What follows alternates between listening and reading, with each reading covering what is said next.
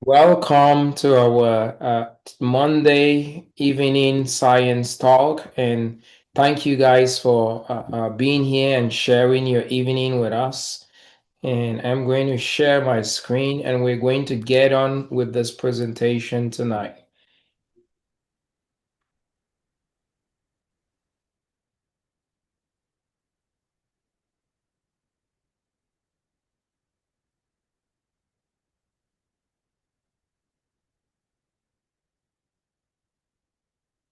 Okay, welcome. My name is Dr. Dieter. I'm a double board certified physician in internal medicine and pediatrics. And today I want to talk to us about the science of reversible metabolic conditions. There is now strong evidence that most of the chronic medical conditions that we face today as a result of metabolic dysfunction, a fancy medical term that just simply means energy shortage. That energy shortage then results in all the modern day chronic diseases that we face today. Um, the metabolic dysfunction in itself, which is the energy shortage, comes from two things. Two things sit at the helm of that. One component, what we call insulin resistance, and the other component, which we call microbiome dysfunction or dysbiosis. These two entities result in the metabolic dysfunction. The metabolic dysfunction then results in all these modern day diseases. What I would like to do is I would like to examine each of them and explain to you how they feed into the modern day diseases right there. Um, you guys give me 1 second, please. My kids are playing at the door and just a little bit loud. 1 second. Okay. Hey, babes. You guys, you guys, go right to the end there. You're very loud and engaged in my meeting. I don't want to have you guys here anymore.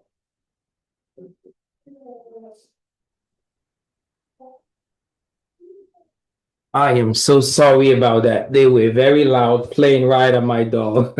Let's examine these two entities, how insulin resistance feeds into the chronic disease and microbiome dysfunction feeds into the chronic disease. Let's start with insulin resistance. It's simply a fancy medical term to say your insulin is not working well. So, for the purpose of this talk, when I talk about insulin resistance, I want you to replace that with insulin not working well. You see, let's understand what insulin does. Insulin is a very important hormone in the body. The job of insulin, elevates it to be, hormone numero uno, what I call hormone numero uno. Insulin is like the CEO of the body that dictates the smooth functioning and structure of the body. When insulin is working well, things go well in the body. Systems move smoothly. When insulin is not working well, critical systems fail. Uh, um, what is the job of insulin? To understand then what we mean by insulin resistance or what we mean by insulin is not working well. This is the job of insulin, a very critical job, which is why I elevated to where I elevated. Insulin mobilizes glucose out of the blood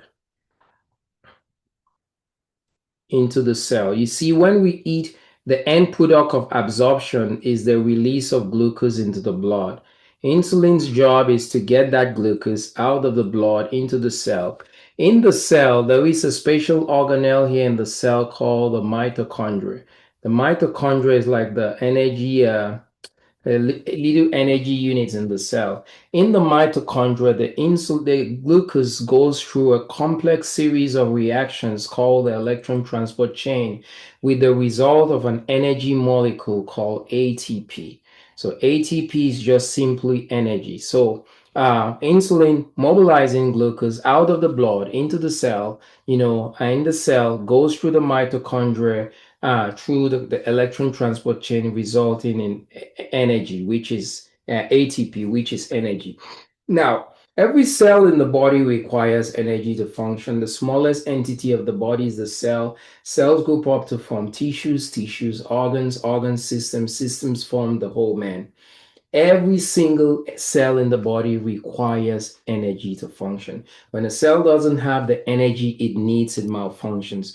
I say the simplest definition of a disease is a group of cells or tissues or organs or system that has malfunction. So why then do I call insulin the CEO of the body? Why do I call insulin hormone numero uno? Why do I elevate insulin to the pedestal? Because without insulin, you cannot make energy, and every cell in the body needs energy to function. We then say that you have insulin resistance when there is a breakdown in this process. Anywhere where there's a breakdown in insulin mobilizing glucose out of the cell, out of the blood into the cell so that energy can be produced, we say that you have insulin resistance. Now, it's important to understand how the breakdown occurred. If my car breaks down and I take it to the mechanic, the very first thing the mechanic does is the mechanic has to run a diagnostic to find out where the breakdown occurred. The same thing with insulin resistance. If you understand how the breakdown occurs, then you can understand how to fix it. The breakdown in insulin resistance occurs in two ways. The very first way in which we develop the breakdown in insulin resistance is by what I call too much fat accumulation. And too much fat accumulation happens because of chronic overnutrition. You see, we have a certain quota of calories that we're supposed to consume. When we consume way more calories than we're supposed to, the body takes those excess calories, and converts those excess calories into fat. The body doesn't know what to do with that fat. It lumps that fat into the cell. A cell is normally supposed to look like this. That's how a cell normally looks. So chronic overnutrition, taking in more calories than you're supposed to, excess calories get converted into fat, and that fat is now taken and lumped into this cell, and that's not good. When the fat is lumped into this cell now becomes what I call a fat laden cell. It's pregnant with fat. Now, if you will remember, the job of insulin is to move glucose out of the blood into the cell. So in a normal case like this, insulin can easily knock on the door of this cell and tell the cell, I got glucose in the blood, I need you to take it up, and this cell is happy to take it up. But in the case of this cell that is fat laden, when insulin comes and knocks on the door of this cell and tells this cell, hey, I got glucose in the blood, I want you to take it up. This cell tells insulin, I'm sorry, I don't have any room in the inn. If I were to bring glucose in, I'm filled with fat. Glucose is not going to have any place to lay its head. So the cell refuses to open its doors to glucose. If glucose cannot enter the cell, it cannot go through the electron transport chain to produce energy. You have a breakdown in that process. You have insulin resistance because this cell is fat laden. Now that results in the accumulation of glucose in the blood because the glucose cannot enter the cell. When that glucose accumulates in the blood, what it does is that it triggers the pancreas to produce too much insulin. There is a one-to-one relationship between the amount of glucose in the blood and the amount of insulin produced by the pancreas. When glucose is high, insulin production by the pancreas goes high to match that glucose concentration. So this glucose has now accumulated in the blood because it cannot enter this cell, which is fat laden, triggering too much insulin. Too much insulin is not good, guys. Too much insulin is no bueno. It's like, remember, I described insulin to be like the CEO of the body, dictates the smooth functioning and structure of the body. When insulin is running too high, it's like a CEO that has gone crazy. Imagine a CEO that is normally supposed to be level-headed, dictating the smooth functioning and structure of an organization, and one day he comes to work, he has gone crazy. He's gone crazy. He's backing unreasonable demands to his employees. He's yelling at them rudely, embarrassing them, firing people for no good reason, coming to your desk saying, you're going to do it my way or the highway. He loses it. When that happens, the employees of that CEO are going to lose respect for the CEO. And when you lose your respect for your boss, you become reluctant to do what your boss asks you to do. It's harder when you don't respect somebody who is superior to you. It's harder for you to do what they ask you to do. You translate that to the cell. When insulin is running too much high, insulin is being a bully and a tyrant to the cell. Insulin that meant to be the CEO running the smooth functioning of the body has now become tyrannical and a bully. The cell now loses its respect for insulin. And when the cell loses its respect for insulin, the cell becomes reluctant to do what insulin asks the cell to do. And what does insulin ask the cell to do? Insulin asks the cell, the job of insulin is to tell the cell, open your doors yay wide so that I can let glucose in. But the cell has now lost its respect for insulin, acting like a bully, being too high. So insulin tells the cell, open your doors this wide, out of reluctance, the cell only opens its doors this wide, okay? So a narrower door means that less glucose is going to enter the cell and more glucose is going to remain in the blood. So it causes more glucose to accumulate in the blood. That more glucose that accumulates in the blood is a trigger for the pancreas to produce even more insulin. So you're going from a situation from fry pan to fire, okay? So as if the CEO of the company was not crazy enough, he raises his craziness game from this level to this level. The employees of that CEO lose even more respect for the CEO. You translate that to the cell. The cell loses even more respect for insulin.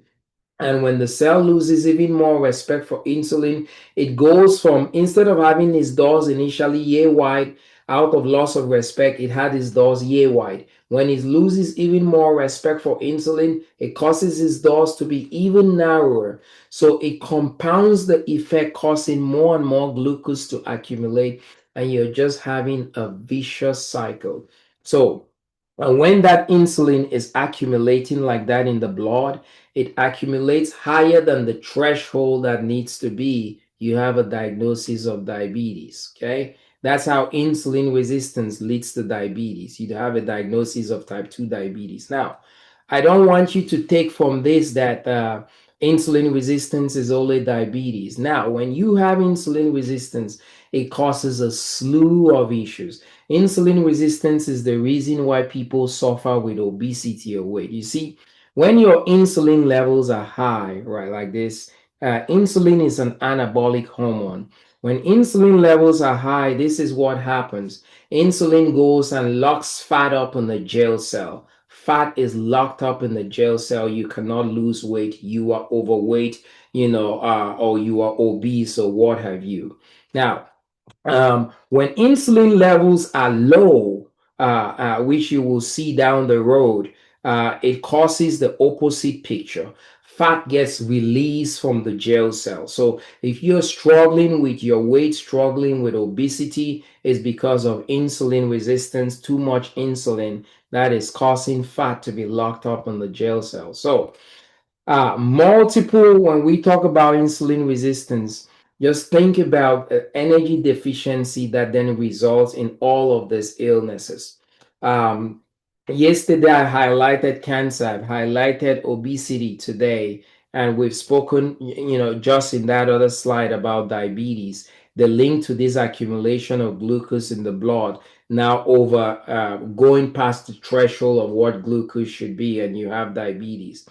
Now, this slide, unfortunately, is not exhaustive. I cannot go through every single illness here to elucidate, but I want you to understand that when your insulin is not working well, there's a shortage of energy. The cells that need the energy to function well now malfunction, and you have all these issues. So that's entity number one that sits at the helm of our chronic illnesses. Let's examine entity number two, microbiome dysfunction. To understand what microbiome dysfunction is important to first of all understand what the microbiome is, which is a group of about 30 to 100 trillion bacteria that live in our large intestine. And they perform several functions, about 30 to 100 trillion bacteria. That's the microbiome. They perform several functions. I want to highlight a few important functions here that they perform. One of this is that the microbiome helps to protect the gut from pathogenic bacteria or disease-causing bacteria. And they do this by producing a special molecule called a short-chain fatty acid. You see, the cells of the gut are lined together one to another like this. Okay, one to another. Just imagine my fist, where my fists come and meet is one cell to another cell. Imagine multiple alignments of cell to cell, cell to cell. Where my fists come and meet each other right here is called a tight junction. That tight junction is an area of vulnerability in the cell. So what happens is that these short chain fatty acids, they're only produced by the biological activity of these microorganisms. These short chain fatty acids act as a sealant or concrete or cement. They go and pour cement on these vulnerable areas of the cell wall, the tight junction, to keep it very tight, to beef up the integrity at that place. If it's not, then the cell is a little bit weak here. In that weakness here, what can happen is that toxins can seep into the blood and cause diseases. Some toxins that do not cause an infection or diseases are actually gonna trigger the immune system. Some special toxins called LPS, lipopolysaccharides, fragments that will trigger the immune system to go into a chronic overdrive or chronic inflammation. So the microbiome, by producing the short chain fatty acids, keeps the integrity of the tight junction good so that toxins and bacteria cannot seep into the blood. The other thing is that the microbiome helps to regulate and train our immune system. You may be surprised to learn that 70% of the body's immune system resides in the gut. The other 30% of our immune system resides in the bone marrow, the lymph nodes, the lymphatic. And the microbiome, these gut microorganisms, are responsible for training the immune system on having an appropriate response. When I talk about an appropriate response, it means that the microbiome, the microbiome trains the immune system to realize to identify what is a threat as a threat, and to deploy the appropriate level of response to what the threat is, to realize or to denote what is not a threat as what is not a threat, and not to attack it. It looks like this. The microbiome, when it's healthy, when these organisms are healthy, they train the immune system like this. Hey, you see that bacteria right there? He's a bad guy. But that bacteria, though he's a bad guy, he's an easy kill. If you just use a stone, a little precision weapon, a stone, to take him out, you're going to kill him. You don't need any big firepower. Then it may tell the immune system, the microbiome may tell the immune system, but this other bacteria right there, he's a bad dude. If you were to use a stone to take him out, a stone is not gonna suffice. For this threat, you need to drop a grenade in this bacteria's backyard to take him out. So recognizing what the threat is and then advising on the appropriate level of response. It also helps to recognize what is not a threat. It looks like this. You see that guy right there? And the immune system may say, I don't see the guy you're talking about. And the microbiome says, look, well, the reason you don't see the guy I'm talking about is because that guy is in camouflage. Look well again. He's in camouflage. He may look like the enemy, but he's not the enemy. He's not a threat. Don't deploy any weapons on him. Don't attack him. He's part of us. So that's what a healthy microbiome, a healthy gut, does to the immune system. When the microbiome is not unhealthy, it radicalizes the immune system. It makes the immune system become like a terrorist. It trains the immune system to attack the body cells. It trains the immune system to have a trigger happy finger, to be hot tempered, to be just ready to pick a fight, or to make a mountain out of an anthill. And it may look like this. Let's say you see the microbiome will tell the immune system, you see that bacteria right there, he's a bad guy. We could kill him with a stone, but you know what? We've already determined he's a bad guy. Instead of using a stone, why don't we go big? Why don't we drop a grenade in his backyard? So a simple bacteria that he could have taken out with a stone, you drop a grenade, a big bomb, you make a big splash, huge inflammation, bystander injury, all the cells are hurt. So an overkill for something that could have been taken care of with a small stone. Then in the case of the guy that is in camouflage, the microbiome tells the immune system, hey, you know what? That guy in camouflage, I think you should, we're in the heat of the battle right here. I think you should just take him out. Don't try to determine whether he's the enemy or whether he's a friend or the enemy. We're in the heat of the battle. It just tells him, attack, take him out. And irrespective of whether the microbiome knows or not, and the microbiome tells the immune system, you know, let's just do that because things are hot right now. At the end of the day, we're gonna take this guy to the autopsy table. If we find out that he was the enemy, great. You know, we took a chance, and we neutralized the enemy. But if he is not the enemy, oh well, we killed one of our own. Oh well. And that's what happens. The microbiome now radicalizes the immune system, you know, to even indiscriminately, without trying to assess whether a threat is a threat, to fire at anything that smells or looks or acts like a threat, whereas that thing may be in camouflage. And that's how you get autoimmune diseases. So when you have when you have uh, um, microbiome dysfunction, it can lead into a slew of illnesses. Now that you understand the function of the microbiome, what then is microbiome dysfunction or dysbiosis? It's an imbalance in the microbial population. You see, the bacteria in the gut live in a 50-50% proportion. That is checks and balance. 50% of the bacteria in the gut, 50% of this bacteria in here are what we call good bacteria. The other 50% are what we call bad bacteria. Okay, so good and the bad. They balance each other up. We say you have dysbiosis or microbiome dysfunction when there is an imbalance in that microbial population. The bad bacteria proliferate and increase to 70%, and the good bacteria decrease in number to 30%. And what is responsible for that imbalance? What's responsible is food, the shortage of food. Okay. When you have food shortage, it triggers survival of the fetus. The food for the microbiome is fiber. Fiber is food for the microbiome. Unfortunately, we don't consume enough food in this day, enough fiber in this day and age. So our bacteria in our gut are starved of fiber. So shortage of food, survival of the fetus, everybody's trying to, get their own to, to stay alive. What happens in survival of the fetus? If you guys think about when we were going through the pandemic, COVID, if you went to Costco, you'd be lucky if you found milk on the shelf. You'd be lucky if you found bread on the shelf. You'd be lucky if you found toilet tissue on the shelf because people were in survival of the fetus mode.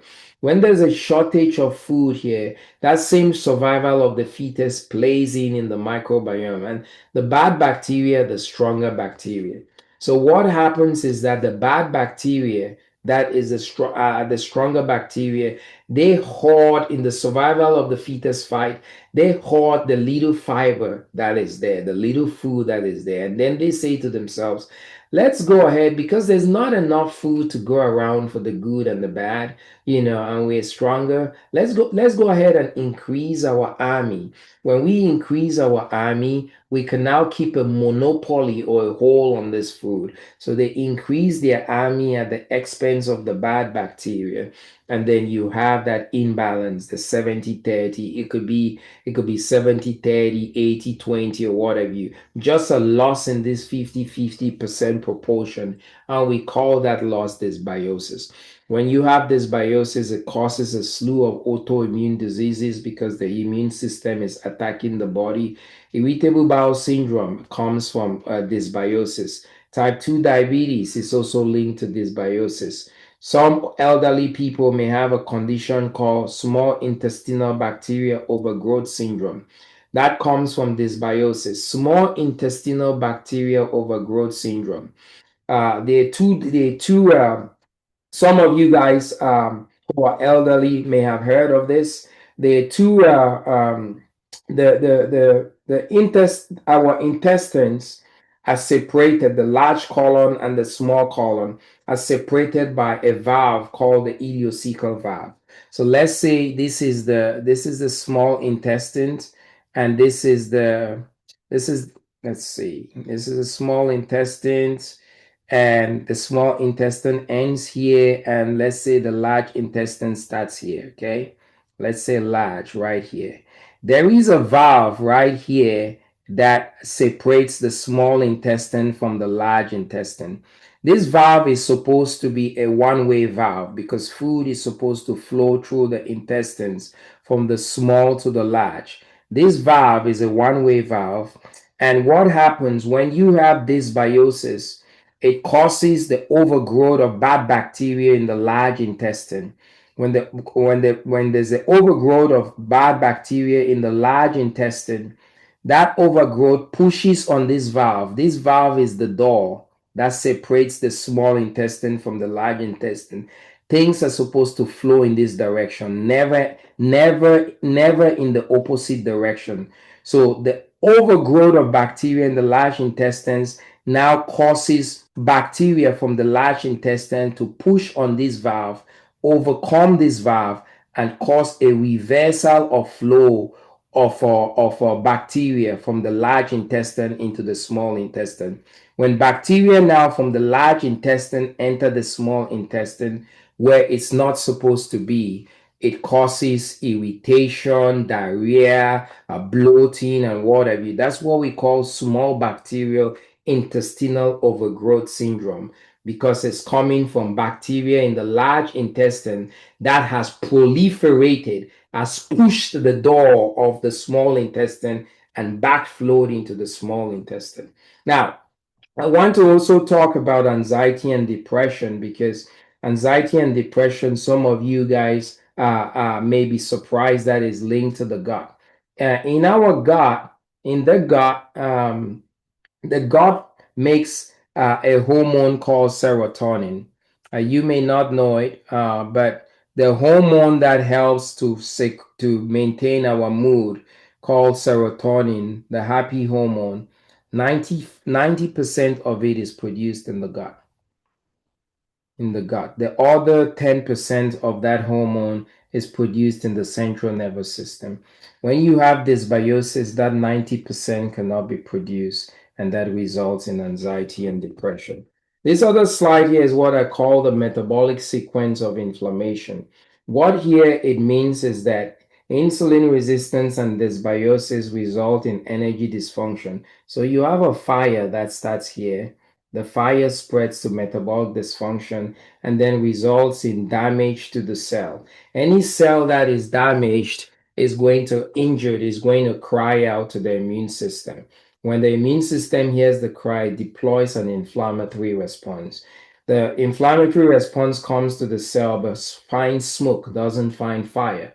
The fire started 2 houses ago. So the inflammatory response is ineffective in solving the problem, and that inflammation causes bystander injury, causes the cell to cry back out to the immune system, whereas the fire is continuing and is also causing another chronic inflammation here, and that chronic inflammation is causing the cell to have bystander injury, which is crying back out. So you're having a situation where chronic inflammation is being driven by this fire of insulin resistance and dysbiosis and causing this disease and symptoms. Well, as bleak as all of this sounds, there is good news, because the science is now overwhelming that if you reverse the two core issues that are at the helm of the modern day diseases, insulin resistance and dysbiosis, and you restore the energy shortage that came as a result of these two components, you're actually going to reverse the disease condition. And I like to give this analogy about a car. If you're driving in a car and the car runs out of gas, it stops. It stops because it has run out of its fuel source, not because of an intrinsic failure of the engine. If you were to walk to the nearest gas station, buy a gallon of gas, and walk back to your car on the side of the road and put gas back in that car, never once are you apprehensive when you put gas back in that car. Oh, I hope this car is going to start. You don't think about it. I've ran out of gas 2 times. And each time I filled my car stopped all the times, by the way, when I ran out of gas, disease. Uh, when I filled my car back with gas, never once did the thought cross my head, oh, I hope this car is going to start again. It's just automatic. It's so profound. It's so simple, but so profound. It's the same with the body. These disease conditions as a result of the car running out of gas, energy. And when you restore the energy balance, those diseases go away just like that car starts again. And I want to present to you guys a nutraceutical solution called the Feel Great System, which helps to restore the energy shortage. When we talk about it, so these two products are part of called the Feel Great System are what I call a nutraceutical. And nutraceuticals are products that are made 100% from plants but have therapeutic benefits and they're standardized. Now, what they do is they go to the heart of the issue, the root cause that caused the energy shortage, insulin resistance, and dysbiosis. Remember, I said that if we reverse those things, you can reverse the disease conditions.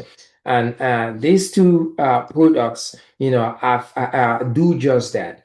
And how do they work? We'll get into that. The company that is behind this product called Unicity asked a very important question. Why is it that hundreds of years ago our ancestors did not have the modern day diseases we have, and we do have that now? And they came up with the answer that it had to do with the phytonutrients that they were not consuming and the phytonutrients that they were consuming. They were not consuming all the junk phytonutrients we have in junk foods, and they were consuming the right phytonutrients that kept their gut healthy, kept their insulin working well. And so this health and wellness company decided to come up with a nutraceutical that has a special phytonutrients that our great great great grandparents consumed regularly because their foods were natural, and so out of that was born the Feel Great system. Let's talk about how both of these two entities help to reverse the root cause. The first product is a product called Unimate, which is made from a plant native to South America called the yerba mate plant. And what is special about Unimate is that it is rich in a special phytonutrient called chlorogenic acid. Chlorogenic acid has a property of lipolysis, a special property of lipolysis, a fancy medical term just to say fat burning. Okay. Now let's see how that can be of utility in reversing insulin resistance. If you will remember, you developed insulin resistance because you had this cell, the first step, that was filled with fat. So if Unimate causes lipolysis, when you take Unimate, it causes fat burning. Lipolysis causes you to burn fat. What will happen after consuming the Unimate? This cell that was pregnant with fat, its fat gets burned and it now becomes like this. It returns back to a cell looking like this, normal, no longer filled with fat over time. Now that the cell has been evacuated of its fat, the glucose that had accumulated in the blood can now go into the cell. When the glucose goes into the cell, it could be run through the electron transport chain to make energy, restoring the energy balance. The other thing that happens is that when the glucose enters the cell, the concentration of glucose in the blood that was initially up now decreases. When that happens, a message is sent to the pancreas to say, hey, we need you to go from too much insulin to low insulin. And low insulin is like a CEO that was initially crazy that comes back to earth, comes to work one day, calls an in service, and tells the employees, I'm sorry, I've been a jerk for the last 2, 3 months. I know I have said things that I did not, I wasn't supposed to say. I fired some of you for no good reason. I've been a tyrant and a bully. I am sincerely sorry. Please forgive me. The employees are taken aback by the humility and the apology coming from their boss. The employees forgive their boss after that humble apology. And when the employees forgive their CEO, what happens? They immediately regain respect back for the CEO after his humble display coming to apologize. You translate that to the body. When insulin is now running low, insulin has come to the cell and say, I'm sorry, I was a bully and a tyrant. Forgive me. The cell now regains his respect or forgives insulin and now regains his respect for insulin. When insulin now tells the cell, open your doors this wide so I can let glucose in, the cell is happy too and opens its doors this wide. So that is what the Unimate does to speak to reversing insulin resistance. The second product in the protocol is fiber. Balance. Balance is just simply fiber that is taken from 7 different plants, and it helps to reverse insulin resistance in exactly the same way that Unimate does, causing lipolysis and causing the too much insulin to now go to low insulin, exactly the same way. But the other thing that fiber does is that fiber helps to blunt your glycemic index, decreases carbohydrate absorption, and as a result, improves insulin sensitivity and reverses insulin resistance. How does that do that? This is what fiber does. When you eat fiber, it slows the transit of food through the colon. If food is supposed to move through the colon by this speed, fiber causes food to move through the colon by this speed. When food moves through the colon slowly, the release of glucose into the blood is slow. Otherwise, when food moves through the colon fast, absorption and release of glucose into the blood is fast. If you and I went to an Italian restaurant to eat lasagna, let me demonstrate like this, and that was you. Sorry, and that was you, and this is me, and you order your plate of lasagna, you know nothing about fiber, and you eat your plate of lasagna without fiber, your blood sugar will do this, and that blood sugar may be 170. For me, I know a thing or two about fiber. I decide to consume the balanced product and then eat the same quantity of lasagna that you've eaten. My blood sugar is going to do this.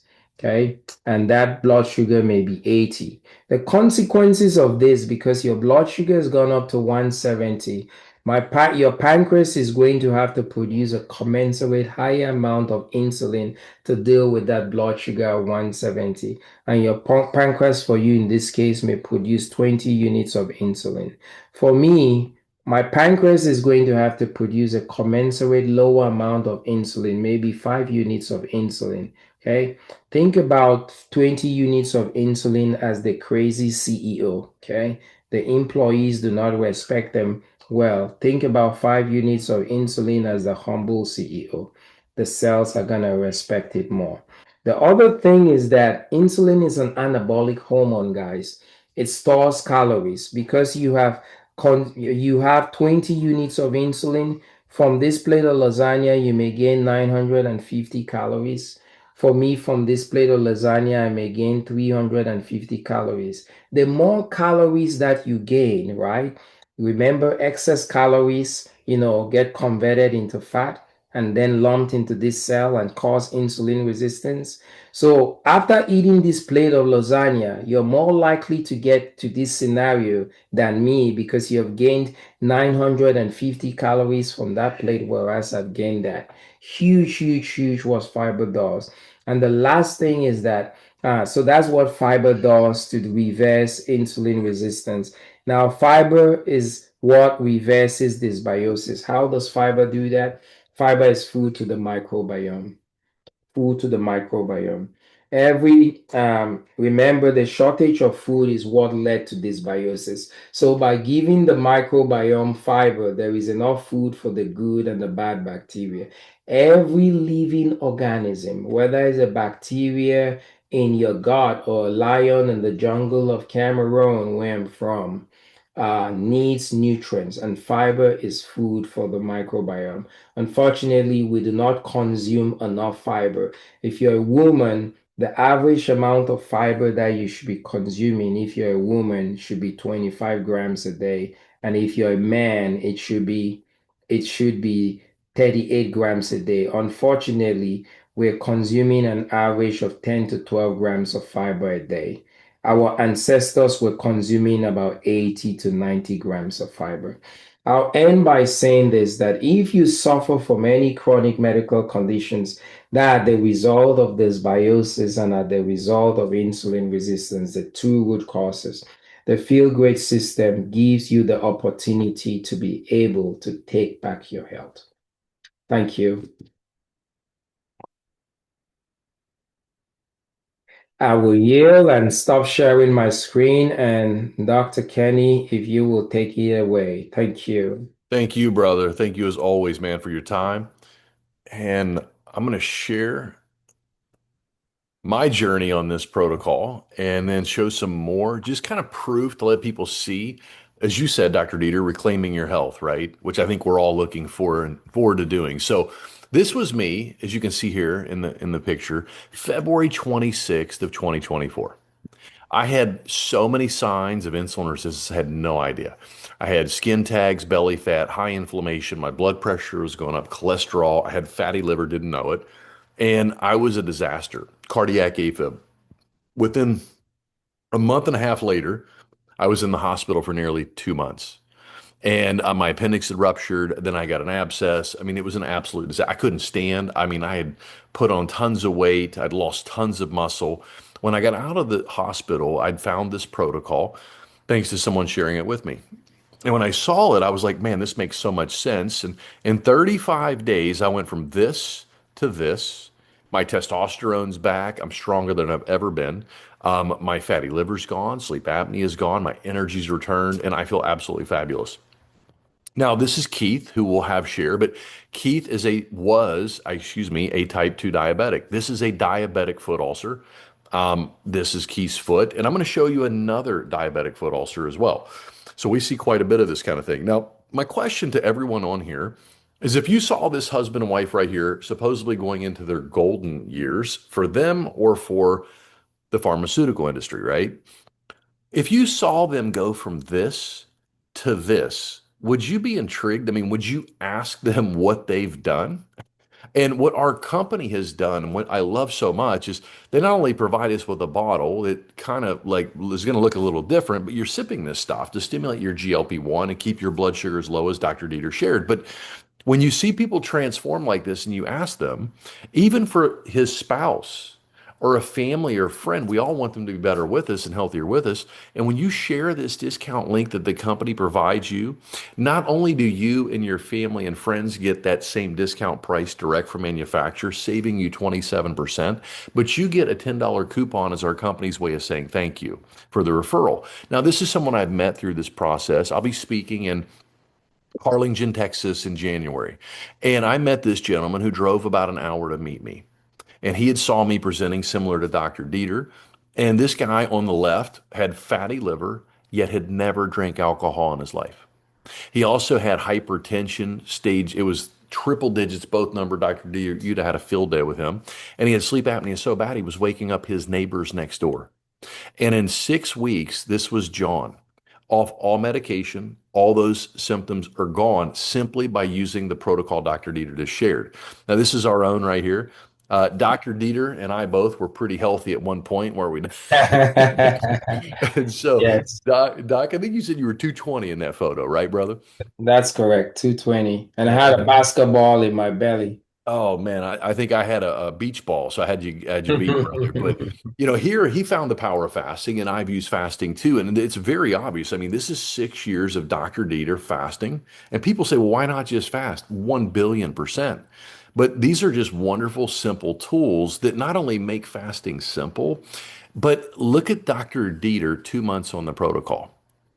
And this stuff works that well. Now, this is a friend of mine, Colleen. So a lot of people say, well, once you get to the results, do you have to stop? And I love what you always say, Dr. Dieter. You're like, look, would you stop eating? The Yeah. protocol's food, Yeah. right? Food is And medicine. medicine, right? Let food be thy medicine and medicine be thy food. Well, this is Colleen. Now, Colleen in this photo was a type 2 diabetic. She was on 6 different medications. She was on cholesterol meds that she's now off of in this photo. She's off of her metformin, off her diabetic meds, and she was on 1/4 of a thyroid medication. Now, this is a friend of mine, Deb. I've met through this. Deb over here, severely insulin resistant. And she also had allergies.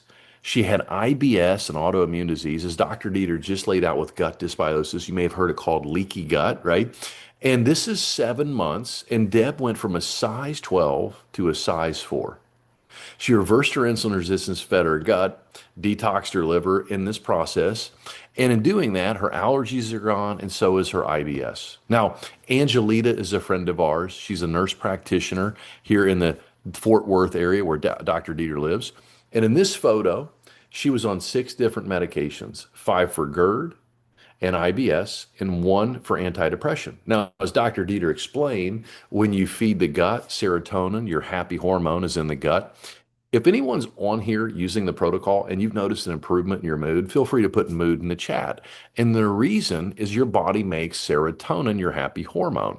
And that's why they call antidepressant medications SSRIs, for selective serotonin reuptake. So that was Angelita, and she was off all those drugs she was on for 10 years and 2 weeks. Now, this is her husband, Dr. Nanye. I call him Dr. GQ. I'm quite jealous. Look at this guy, right? I mean, most people go, well, doc, I don't maybe need to lose weight. This is not weight loss. It may look like that, but it's not. And Dr. Nanye has been able to put on muscle, and he's a pharmacist. So he makes drugs for a living, and he does this protocol. Now, I like to share this because we get a lot of questions sometimes about caffeine. And there is natural occurring caffeine in yerba mate. This is an extract. Yerba mate is not listed in the physician's desk reference. This tea is. This is an extremely powerful extract. But this is a box from Canada. And you see here in the lower left-hand corner, it says low energy. I ask people, if you're ever stressed out, have you ever noticed you always want to grab chocolate when you're stressed? And that's because there's theobromine in chocolate. And this theobromine is also in the tea, so it trumps that epinephrine effect you might get with coffee. I had cardiac AFib that I no longer have. I know, Keith, you had AFib and it's gone as well. And we see this quite a bit across the board, but I had no problems with this, just to let you know. So now, this right here is another diabetic foot ulcer patient. And this gentleman, John Frost, this guy's known as the Iceman, and he was a type 2 diabetic for 25 years as well. Now, you can see the progression of this. He used his FSA to pay for this protocol, and in 1 month, he was able to reverse type 2 diabetes, and his foot ulcer healed. This is Keith. This is what killed him. This is, was it 7 months, Keith? I believe. Was it 6, 7 months, something like that, of hyperbaric chamber therapy, $180,000? Was that, I'm in that ballpark? Make sure I correct me if I'm wrong, brother. But this right here is Keith's foot, 3.5 months on this protocol. Now, this is Chopper, a friend of mine I met through this. Chopper had PTSD. He had lost basically his livelihood, his definition of who he was. He was a fireman, and he developed PTSD, a lot of stress. Also, he had diabetes, and I think he said in 2 months he reversed that. He's down around 40 pounds. He's reset his hormones, and he said his mood and behavior all have been enhanced tremendously through this. So, one last diabetic. This is a pastor, and pastors are so stressed. I met this gentleman online as well through TikTok, and he has been able to drop. I remember, if I remember correctly, 85 to 90 pounds. His type 2 diabetes is gone, and he's off every medication that he was on. So, Dr. Dieter, I would like to, if possible, highlight Keith so Keith can verify anything I may have said that was incorrect. And Keith, so welcome, brother. Well, great to see you, and thank you for sharing. Yeah, to clarify, those pictures from start to finish of that foot ulcer was They found it in December, and I had 2 months of hyperbaric chamber, 2 months of wound vac. And that's where the second picture, that's where it was at. And then after I started the protocol, it was about 6 to 8 weeks for total to that last picture of healing. But yeah, I was type 2 diabetic for 25 years, and I'd four different blood pressure meds, uh, a whole slew of other meds, statins, metformin, the whole pile, totaling 15 medications plus 6 injections of insulin each day, and then getting injections in my eyes every other month just to stop the bleeding of my retinas. And I was plagued with autoimmune, obviously the foot ulcer, my shins were open wounds, everything. I couldn't hardly move. My inflammation was through the roof. I had AFib, that on all this is gone. My cardiologist told me just before I moved to Florida that she has no reason to believe that my AFib will come back. She was amazed by my blood work in general. I saw my foot doctor while I was up in my last trip up to Illinois, and he just kept kind of doing this, going, "You're so tiny." I've lost to over 90 pounds, 14 inches on my waist. I went from a 48 to 50-inch waist down to a 36. I went from 4X shirts to an extra large. I mean, I can finally sleep in my bed. When I left the hospital, I couldn't sleep in the bed. I had to sleep in a chair. And if I got stuck in a position, I had to yell at my phone to get my daughter to come down to help me move. That's all gone away. My blood work is spot on. All my doctors are simply amazed. My eye doctor says he hadn't seen my eyes look this good in over 4 years. And my eyesight's actually improved. But on top of all that, you know, I've been given my life back. I'm not just simply waiting to die. I've been, I'm traveling. I've got to see my grandson and spend a lot of time with him. And because I know where I would be if it wasn't for this protocol. And it's super simple. I wish I'd have known about it 10 years ago. But yeah, I don't know. I know where I'd be. I'd be 6 feet in. Keith, unfortunately, we hear that. I was talking about something similar to this because during the holidays, and Dr. Dieter can verify this probably better myself, but cardiovascular disease is a 25% increase of heart attacks. And I was talking to some family, I call my team, my partners, my family, right? And I was talking about this last year, and it's not real till it's real. And I've lost a grandfather and an aunt on Thanksgiving and Christmas. You thought throwing in extra sugar, candy, booze, all the things Dr. Dieter spoke about, right? And your cardiovascular system is just in knots. And then you throw in diabetes, 80% increase of cardiovascular disease, and Alzheimer's goes up 81%. And we don't think it's real until it happens. And one of my friend was 43 and died and left a 9-year-old little boy or little girl. And I mean, these are this is really when it comes to this is what made you change your life, right? I Yeah, mean, your daughter had your first grandson, and the gender reveal, if you remember you telling me, was the day that you died, right? You yeah. died for one Ha- minute and they brought you back. half an hour after she found out what she was having, she got the phone call. This is the thing, you never want to get that call, guys. And I just say to people, what if this is the answer, right? I mean, we see this all the time. I mean, why would someone like Dr. Dieter provide an hour of his life Sunday and Monday to teach this, right? So thank you for sharing that, brother. And we just pray that people don't wait to get that phone call. So thank you. Thank you. We're gonna take about 5 minutes of questions today. I'm sorry, the questions will be a bit shorter. I have to hop on another call, at the 10 after the hour. So we're not going to prolong it and just take about 5 minutes of questions. So I saw Gideon Fominyoung had his hand up. So if you would like to unmute and ask your question, or if you would like to place the question in the chat, that would be great. Um,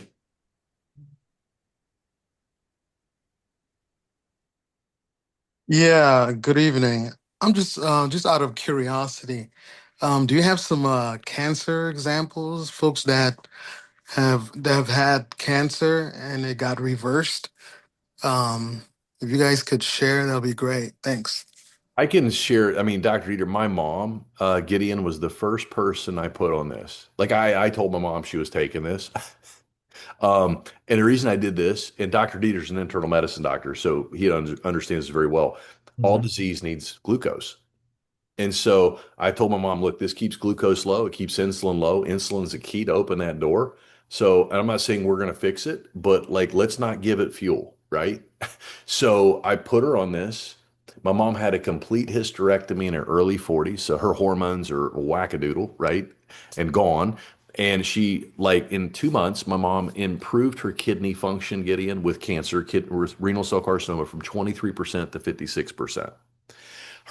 She'd just been on it a little bit over a year. Her cholesterol panel came back perfect. Her triglycerides dropped around 250 points. Her own medical doctor that's in private practice said he's never seen blood work like that change. And it was 40 years. My mom's blood work's never gotten better. Her bones density scan has improved, and she plays pickleball 3 to 5 times a week. So my aunt was on, before she passed away, had pancreatic cancer. And the only time when she was undergoing chemotherapy that her blood work and blood sugars were in the green were when she started this protocol. So and if it were my family, 1 billion percent I would have them on this. Sorry, Dr. Peter. Yeah, yeah. And Dr. Kenny, I was going, sorry I interrupted. I No, was no, going to add that that increases your survival. I think Dr. Mahler, Dr. Kenny, had a breast oh lump yes. that was Dr. Mahler is a very good example. Dr. Mahler was diagnosed with breast cancer. She had a lump, it was just a very early stages. She had the lump in her breast, and um, they did the initial stuff, just a biopsy and all of that, and she started taking this product. She told me her story just I think she told me a story sometime around the cruise. She started taking this product, and when they went to go scan her back to map out surgery and all of that, it was gone. It Well, was Dr. gone. Peter, you know this, right? So I'm gonna give you an example. If somebody goes in, get in for a PET scan, they will actually take a radioactive isotope. I'm going to give an example. Yep. Let's say this, right? And they're going to attach a sugar solution to it. And the reason they do this is cancer eats sugar. So that way, when they inject them, it takes the sugar in wherever the cancer is with that radioactive isotope, and then they can see where the cancer is present. So So that's a let, test that they do. let me throw in a quick word, Dr. Jeter.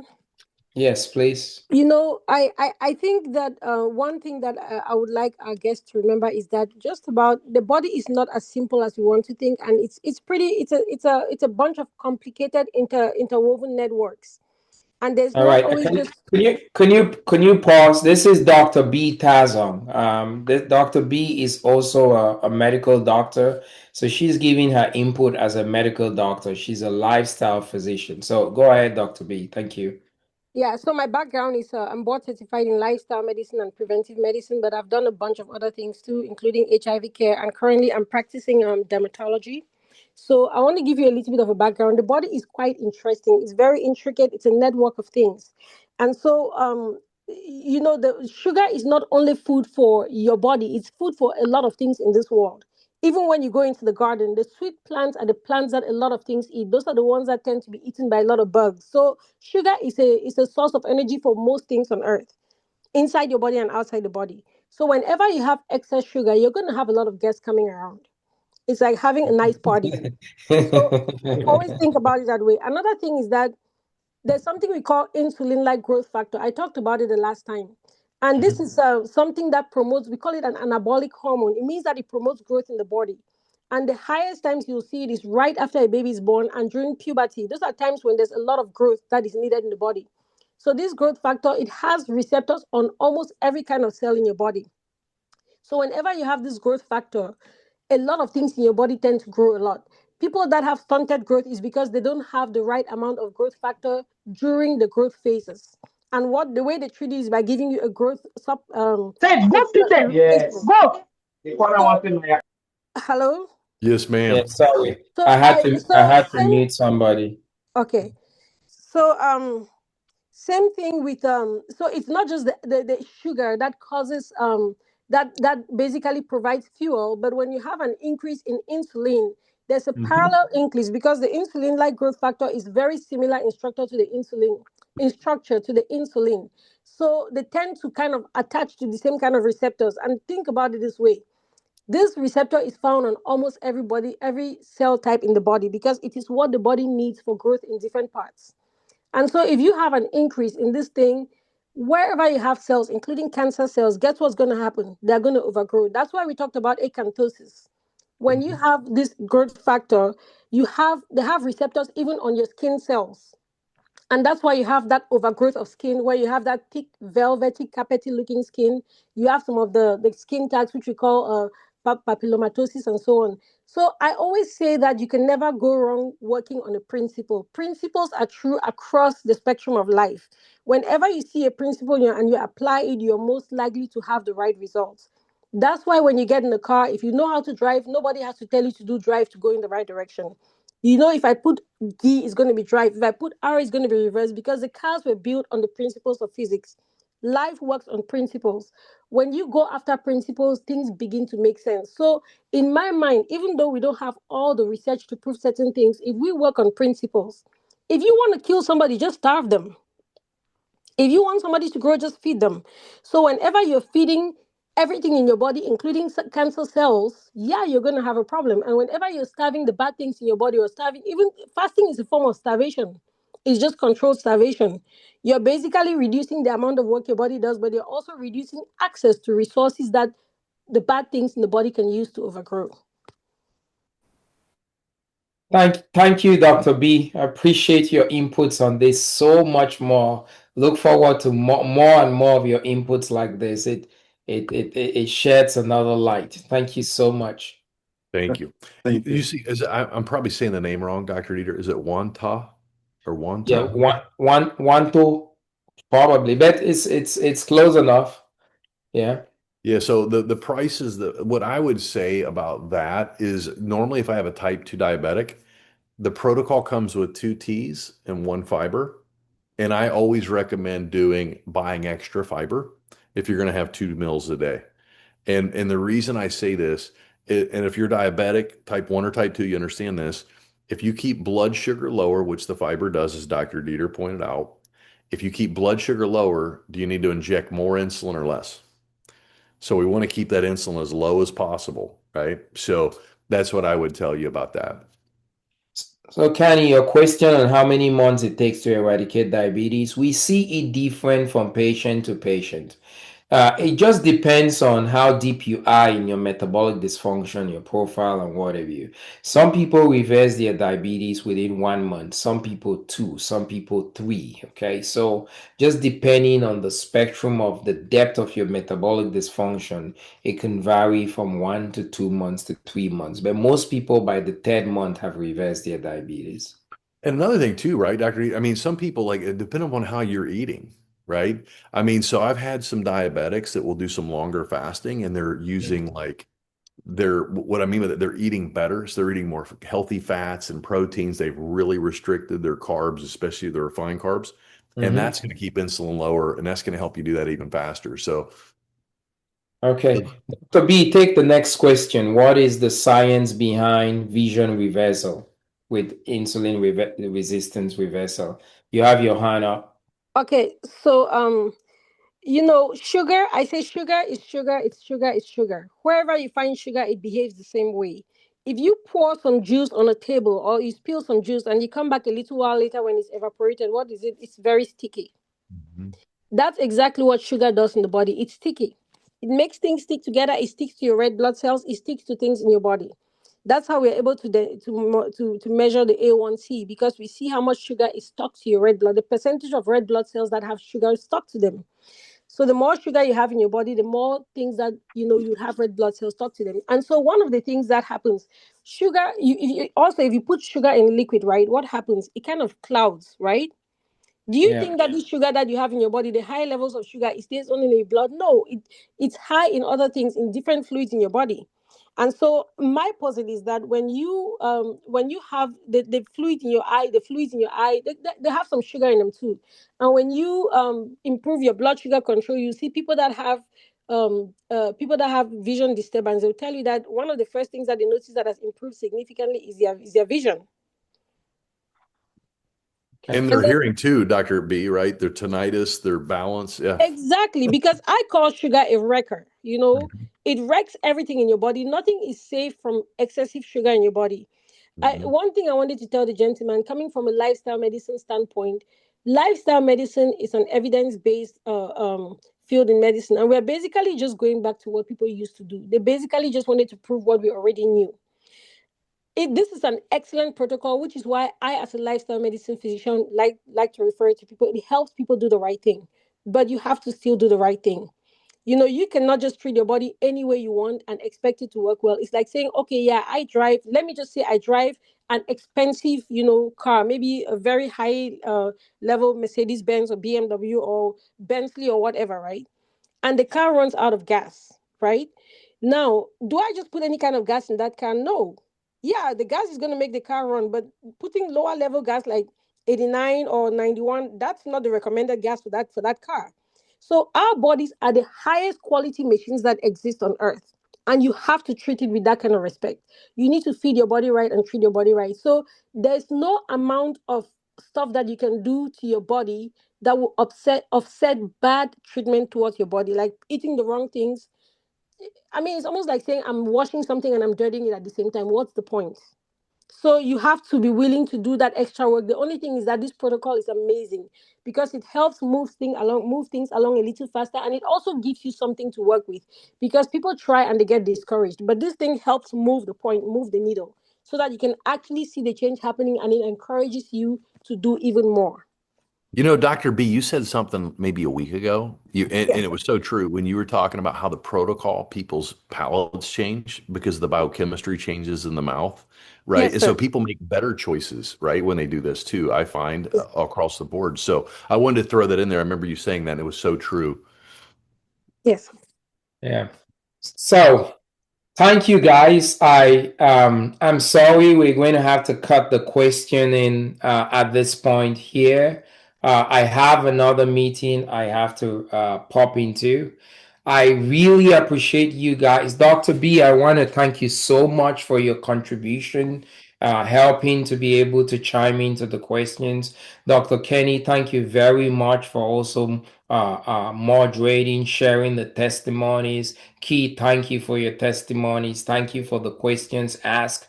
We do this every 2 times a week on Sundays and on Mondays. So if there's a question that you're itching to ask, I encourage you to try attending the next session on Sunday, and we'll have a little bit more time where we could answer those questions. If you've listened to this and this is interesting science to you and you want to get on the product, head on to whoever invited you to the call tonight. They have a special discount link that they can give you to be able to get the product and to get started. But thank you guys for being here. We look forward to seeing you on our next call. If you have friends and family members who you would like them to be privy to this information that is life changing, use the same link to invite them to the next Zoom call on Sunday and the next one on Monday. Thank you and good night.